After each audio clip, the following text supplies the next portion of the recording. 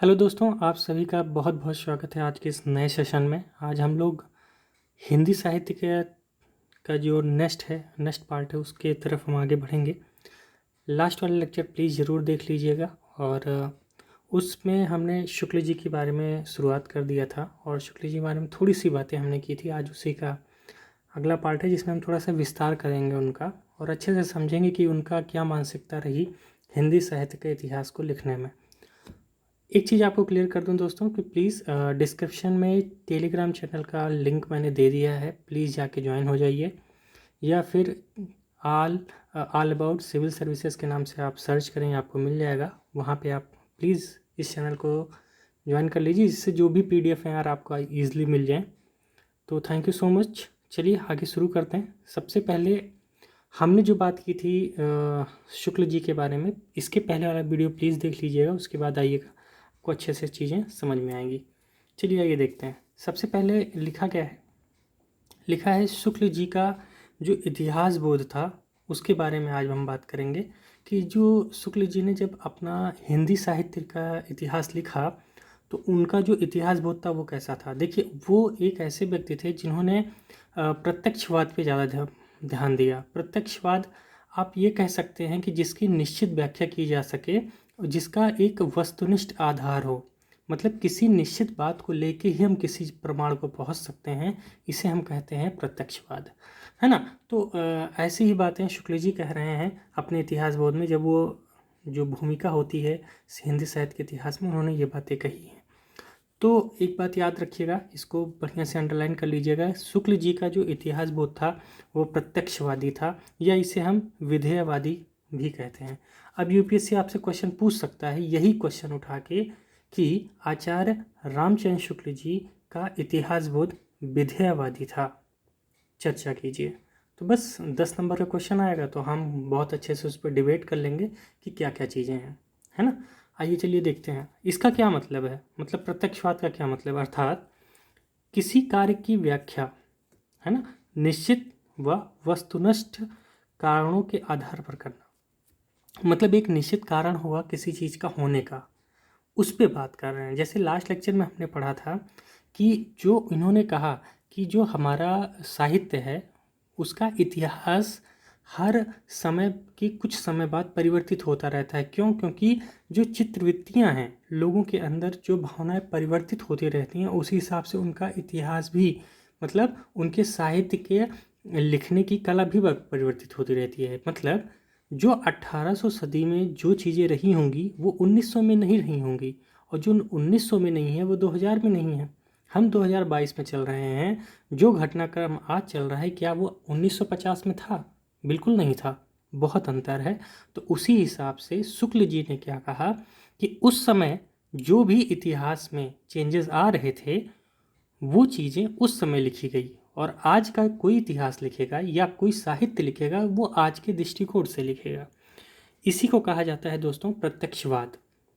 ठीक है, तो हर समय के हिसाब से चीज़ें बदल रही हैं, तो जिसका कोई क्या हो, निश्चित या वस्तुनिष्ठ कारण होना चाहिए। वहीं आगे इन्होंने कहते हैं कि जो साहित्य इतिहास लेखन में प्रथम बार, मतलब पहली बार प्रत्यक्षवाद का प्रयोग एक पश्चिमी चिंतक तेन ने किया। ये कौन है? ये एक पश्चिमी चिंतक थे जिन्होंने क्या लिखा है कि प्रत्यक्षवाद के बारे में पहली बार बात की थी, है ना, पहली बार बात की। और इन्होंने 3 बातों का जिक्र किया था। आइए आगे देखते हैं। देखिए दोस्तों, अगर मैं कहूँ कि जो जिनका साहित्य के व्याख्या का आधार, मतलब जो तेन है, इनके व्याख्या का आधार 3 चीज़ थी जो मैंने बताया। पहला है जाति, वातावरण और रचना का क्षण। देखिए, प्रत्यक्षवाद में यही 3 बातें रहेंगी। जाति का मतलब क्या हो गया? वहाँ का समाज, सीधी सी बात है। तो वहाँ पे जो लोग रह रहे हैं वो उसकी जातियाँ हैं। अब वातावरण क्या है? जैसे मैंने क्या बताया, 1950 का वातावरण और आज 2022 का वातावरण में काफ़ी परिवर्तन है। तो जो दोनों में अंतर आए हैं उसकी बात हम करेंगे, बिल्कुल। तो यही बात हम कह रहे हैं कि उस समय जो समाज था, उसका जो वातावरण था, और उस समय जो रचना लिखी गई, जो रचना का क्षण था, वही क्या कहलाता है? प्रत्यक्षवाद। ये किसने कहा? तेन ने। शुक्ल जी ने भी इन्हीं 3 तत्वों को अपना आधार बनाया है। तो अब देखिए, जब हम ये बात इंट्रोडक्शन में लिख देंगे ना, तो सीधी सी बात है, जो एग्जामिनर है उसके ऊपर बहुत बड़ा प्रभाव पड़ेगा कि नहीं, हमने क्या किया है, एक ऑथेंटिक बातें लिखी हैं, एक ऐसी बातें लिखी हैं जहाँ पे सच में प्रत्यक्ष बात को हम आचार्य रामचंद्र शुक्ल जी से बहुत आसानी से जोड़ पा रहे हैं। आइए आगे दोस्तों, बात है कि उन्होंने काल विभाजन कैसे किया। देखिए, मोस्ट इम्पॉर्टेंट है, क्योंकि लगभग जितनी बातें काल विभाजन की है वो हम इन्हीं से मानते हैं। आचार्य जो द्विवेदी जी हैं उनकी भी कुछ बातें हैं, कुछ इनकी है, दोनों को मिक्स करके हम क्या करते हैं, एक जो काल विभाजन हम पढ़ते हैं आधुनिक वाला, वो वही है। आइए देखते हैं इनका काल विभाजन का जो दृष्टिकोण था वो हमेशा ध्यान रखिएगा, वैज्ञानिक दृष्टिकोण था। काल विभाजन एवं जो नामकरण की समस्या थी उसका लगभग पूर्णतः इन्होंने समाधान कर दिया। देखिए, इन्होंने संवत लिया है ना, संवत लगभग 50 साल पहले पिछला हो। जैसे अभी मैं कहूँ कि कौन सा संवत चल रहा है, तो आज से हम 50 साल पहले जाएंगे, वो संवत होता है ना। तो आज से 50 साल पहले जाएंगे, जो समय चल रहा होगा वो आज का समय मानेंगे। जैसे कि यहाँ लिखा है 1050, तो ईस्वी में क्या होगा, 1000 होगा, ठीक है। और संवत क्या है, 1050 है। बस इतनी सी बात है दोस्तों। 50 साल मतलब ये आगे रहता है क्या, संवत, है ना। देखिए, वीर गाथा काल क्या है, इन्होंने कहा कि 1050 से लेके 1375 तक। भक्ति काल के बारे में इन्होंने क्या बताया, 1375 से लेके 1700 तक। उसके बाद रीति काल इन्होंने कहा 1700 से लेके 1900 तक। और आधुनिक काल जो आज का समय चल रहा है वो 1900 से लेके अभी तक की बात कही गई है। तो जो शुक्ल जी ने बात कही वीर गाथा काल, उसे हम आदिकाल कहते हैं। तो ये नाम किसने दिया, द्विवेदी जी ने, ठीक है। लेकिन भक्ति काल, रीत काल और आधुनिक काल, ये तीनों नाम किसने दिए, आचार्य रामचंद्र जी ने, ठीक है। तो इस बात को ध्यान रखिएगा। तो इनका ये एक बात ध्यान रखिएगा कि ये कब कब क्या समय था और इनका वैज्ञानिक दृष्टिकोण था।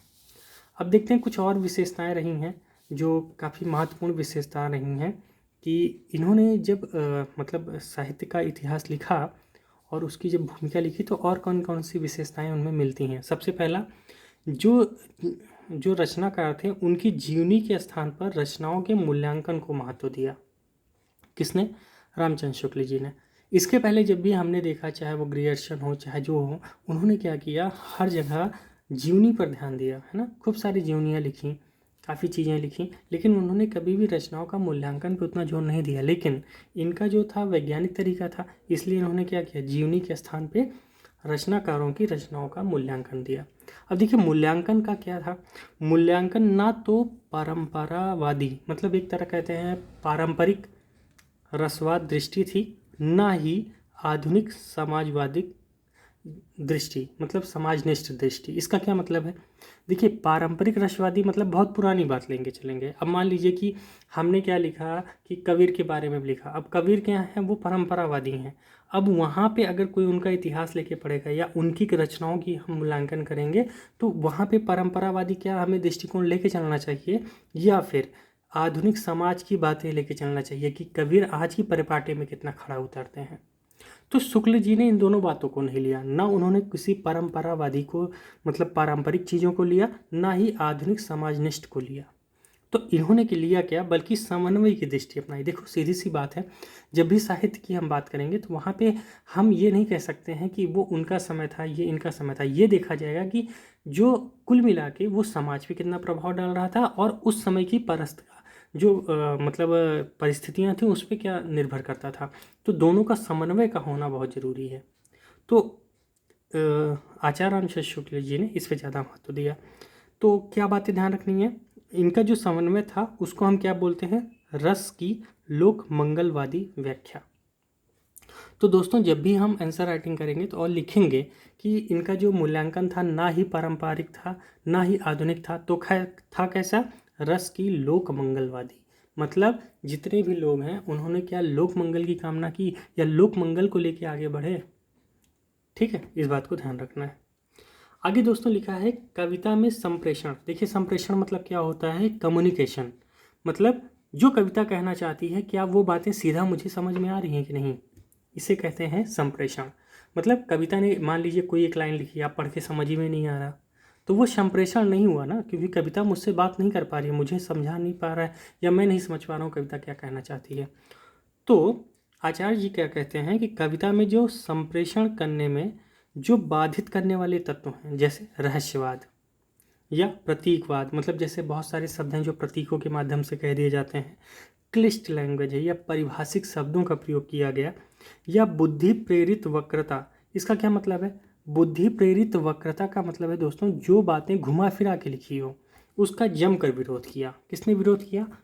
आचार्य रामचंद्र शुक्ल जी ने। अच्छा, विरोध क्यों किए होंगे? क्योंकि वो ये मानते थे कि अगर साहित्य लिखा जा रहा है तो वो आमजन के लिए लिखा जा रहा है, और जब हम किसी साहित्य को आमजन के लिए लिख रहे हैं तो वहाँ पे रहस्यवाद, प्रतीकवाद, क्लिष्ट या परिभाषिक शब्दों का उतना ज़्यादा प्रयोग में लाना जरूरी नहीं होता है।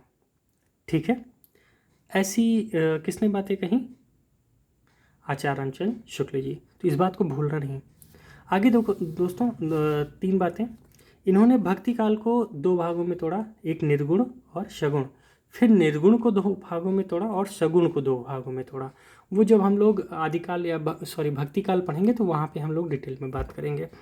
आगे रीतिकाल। देखिए, रीतिकाल को इन्होंने 2 भागों में बांटा, एक तो रीति काव्य और रीति स्वच्छंदतावाद, मतलब स्वच्छंद काव्य। ठीक है, हम बहुत अच्छे से पढ़ेंगे कि स्वच्छंदतावाद क्या है। ठीक है, इसका जो छायावाद से रिलेटेड है तो वो क्या है, हर चीज़ हम लोग अच्छे से कंप्लीट करेंगे कि रीतिकाल में स्वच्छंद बातें या स्वच्छंद काव्य किसे कहते हैं। ठीक है, जिस पे बिहारी जी सबसे आगे रहेंगे। आइए दोस्तों, अगली बात है आधुनिक काल। इसमें क्या है? प्रथम, द्वितीय और तृतीय उत्थान। तो मतलब इसमें उन्होंने क्या किया? आधुनिक काल को भी 3 भागों में बांटा है ना। बहुत छोटे छोटे काल हैं, प्रथम, द्वितीय और तृतीय। ठीक है, जब हम आधुनिक काल करेंगे तो बहुत अच्छे से वहाँ समझेंगे कि इसमें क्या बातें रही। ठीक, चलिए। तो दोस्तों देखिए, इतना हमने बताया। अब इसमें हमें क्या करना है? कुछ आलोचना पे बात करनी है। और आलोचना पे बात कब करेंगे? जब आचार्य हजारी प्रसाद द्विवेदी जी की जो हम पढ़ लेंगे तो दोनों का कंपैरिजन करेंगे। वहाँ पे बहुत मज़ा आएगा आपको कि दोनों में कितनी ज़बरदस्त लड़ाई है हिंदी साहित्य को लेके, है ना। जो ये हजारी प्रसाद द्विवेदी जी हैं, इनमें और आचार्य रामचंद्र शुक्ल जी में बहुत ज़बरदस्त लड़ाई है। लड़ाई नहीं कह सकते, एक तरह कह सकते हैं दोनों एक दूसरे का आलोचक हैं और बहुत अच्छी बातें एक दूसरे के बारे में कहते हैं। और सच में आप अपना सत्य बताइए, हम अपना बताएंगे, तभी एक नया सत्य निकलेगा। ठीक, तो ऐसी कुछ बातें हम मान के रखिएगा। अब हम लोग बात करेंगे दोस्तों आचार्य हजारी प्रसाद द्विवेदी जी के, जो उनकी इतिहास, उन्होंने जो इतिहास में लेखन दिया है उनका क्या योगदान रहा है, इसके बारे में बात करेंगे। देखिए, मैंने क्या बताया कि आचार्य रामचंद्र शुक्ल की कुछ आलोचनाएं भी हैं, कुछ सीमाएं भी रही होंगी लिखते समय, और इनकी भी कुछ सीमाएं रही होंगी, द्विवेदी जी की भी। तो दोनों में हम लोग क्या करेंगे? जब विश्लेषणात्मक अध्ययन करेंगे तब हमें एकदम क्लियर होगा। वो हम लोग नेक्स्ट मतलब लेक्चर में अच्छे से करेंगे, है ना। चलिए आइए देखते हैं। इन्होंने, ध्यान रखिएगा, इन्होंने 3 पुस्तक लिखी थी। सबसे पहली पुस्तक है दोस्तों जिसका नाम है हिंदी साहित्य की भूमिका। दूसरी पुस्तक है हिंदी साहित्य का उद्भव व विकास। और तीसरी है हिंदी साहित्य का आदिकाल। अच्छा, आदिकाल अलग से क्यों लिखा होगा? क्योंकि रामचंद्र शुक्ल ने वीर गाथा का नाम दिया था, इन्होंने आदिकाल का नाम दिया है। आगे हम देखने वाले हैं, इन्होंने जो वीर गाथा काल है उसका नाम आदिकाल रखा, इसलिए उन्होंने एक अलग से किताब ही लिख दी, हिंदी साहित्य का आदिकाल। तो ये 3 किताबें आचार्य हजारी प्रसाद द्विवेदी जी की हैं, बिल्कुल ना भूलिएगा। ठीक है, आइए अब हम आगे देखते हैं कि इन्होंने काल विभाजन कैसे किया। आइए देखिए, यहाँ पे इनका जो काल विभाजन था दोस्तों, मैंने क्या कहा, ईस्वी में था। तो ईस्वी जो होता है वो हमेशा 50 साल पीछे होता है। किससे पीछे होगा? बोलिए, किससे पीछे होगा? संवत से। तो आदिकाल इन्होंने क्या कहा, 1000 से लेके 1400 ईस्वी तक। पूर्व मध्यकाल नाम दिया अगला इन्होंने, 1400 से लेके 1700 तक। उत्तर मध्यकाल 1700 से लेके 1900 तक। और 1900 के बाद अभी तक की बातें जो हैं वो आधुनिक काल में हजारी जी ने बताई। अब देखिए बात क्या है, ये बातें जो थी इन्होंने इसको क्या बोला, ये हमारा आदिकाल हो गया। ठीक है, आदिकाल और यहाँ पे आधुनिक काल, ये दोनों चीज़ें कॉमन रही, मतलब दोनों में, किसमें? द्विवेदी जी में और रामचंद्र शुक्ल में। उसके बाद जो ये 2 बातें थी, ये हमने कहाँ से लिया? जैसे कि हमने यहाँ देखा कि यहाँ पे इन्होंने भक्ति काल और रीतिकाल डाला, उसी तरह यहाँ पे दोस्तों इन्होंने क्या डाला? पूर्व मध्यकाल और उत्तर मध्यकाल। तो आजकल जो हमारी सामान्य मान्यताएं हैं वो हैं आदिकाल, भक्ति काल, रीतिकाल और आधुनिक काल। तो देखा जाए तो ज़्यादा से ज़्यादा बातें किसकी हैं? आचार्य रामचंद्र शुक्ल की, क्योंकि उनके बाद ही इन्होंने ये लिखा है। ठीक है, इसीलिए आचार्य रामचंद्र शुक्ल जी को हम लोग ज़्यादा महत्व देते हैं। आइए, कुछ विशेषताएं इनकी भी नहीं होंगी, आइए इस पर बात करते हैं। सबसे पहला, हमने क्या समझा था कि जो रामचंद्र शुक्ल जी थे उनका जो दृष्टिकोण था वह वैज्ञानिक था। तो वहीं पे आचार्य द्विवेदी जी जो हैं इनका दृष्टिकोण कैसा था? परंपरावादी था। बल्कि जो तेन साहब थे उन्होंने क्या कहा था? प्रत्यक्षवाद। और प्रत्यक्षवाद को ही लेके आगे कौन बढ़े थे? आचार्य राम द्विवेदी, मतलब आचार्य रामचंद्र शुक्ल जी। तो जो शुक्ल जी जो लेकर बढ़े उसका खंडन किसने किया? द्विवेदी जी ने किया। जब द्विवेदी जी ने उनका खंडन किया तो उसमें हम क्या करेंगे? एक लाइन जोड़ेंगे, और बहुत ज़बरदस्त लाइन है। जिस प्रकार पश्चिमी इतिहास चिंतन तेन के प्रत्यक्षवादी दृष्टिकोण का प्रथमा विरोध हडसन ने किया, उसी प्रकार कहा जा सकता है कि प्रत्यक्षवाद परंपरा व इतिहास का प्रभाव को नज़रअंदाज करता है। क्यों? हडसन ने क्यों किया? हडसन ने कहा कि भैया जो प्रत्यक्षवाद है वो कहीं ना कहीं हमारी जो परंपरा है या जो हमारा इतिहास है उसको, उसके प्रभाव को नज़रअंदाज करता है। जो परिस्थितियाँ उस समय थी जो आज हैं वो एकदम अलग हैं। तो सीधी सी बात है, प्रत्यक्षवाद को लेके हम आगे कैसे बढ़ सकते हैं? ऐसा किसने कहा? हडसन ने। और यही भूमिका आचार्य द्विवेदी जी ने हिंदी साहित्य के इतिहास में निभाई। इस बात को बिल्कुल ना भूलिएगा, ध्यान रखिएगा कि जो शुक्ल जी हैं उनका जो दृष्टिकोण है वो वैज्ञानिक है, वहीं पे आचार्य द्विवेदी जी का जो दृष्टिकोण है वो परंपरावादी है। दोस्तों, जब परंपरावादी है तो जो यहाँ पे परंपरावादी है इसका क्या मतलब हुआ? फिर से एक बात बताऊंगा। परंपरावादी इसलिए है क्योंकि जो प्रत्यक्षवाद है वो कहीं ना कहीं परंपरा और इतिहास को नज़रअंदाज करता है। ऐसा किसने कहा? द्विवेदी जी ने। मेरे हिसाब से एकदम बात क्लियर है। चलिए आगे देखते हैं। जहाँ शुक्ल जी ने वैज्ञानिकता पर बल दिया वहीं द्विवेदी जी ने समग्रता पर बल दिया। देखिए, द्विवेदी जी ने क्या किया? वैज्ञानिकता पे इसलिए लेकर आए कि उन्होंने ये लगा कि जिसकी रचनाएं बेहतर हैं उसको शामिल किया जाए, जिसकी रचनाएं अच्छी नहीं है उसको हटा दिया जाए। लेकिन द्विवेदी जी ने ये सबको लिया। ठीक है, इस बात को ध्यान रखना, समग्रता पर बल दिया। द्विवेदी जी ने विश्लेषणात्मक व्याख्या के स्थान पर संश्लेषणात्मक व्याख्या की और संपूर्ण भक्ति साहित्य को एक ही आंदोलन में बताया। बल्कि जो अभी हमने पढ़ा था, शुक्ल जी ने भक्ति को किसके दो भाग में तोड़ा, एक तो किसमें, मतलब सगुण, और दूसरा निर्गुण। लेकिन इन्होंने कहा नहीं, ऐसा कुछ भी नहीं है, सगुण और निर्गुण कुछ भी नहीं है, पूरा का पूरा भक्ति काल एक ही आंदोलन है। ठीक है, तो इस बात को ध्यान रखिएगा। यहाँ पे आप कंपैरिजन बहुत अच्छा कर सकते हैं, किसका? शुक्ल जी का और द्विवेदी जी का। आगे दोस्तों, मोस्ट इम्पॉर्टेंट है अगला। जो देखिए, उन्होंने जो समीक्षा की थी शुक्ल जी ने, उसी हिसाब से समीक्षा किसने की? द्विवेदी जी ने। तो इन्होंने क्या कहा?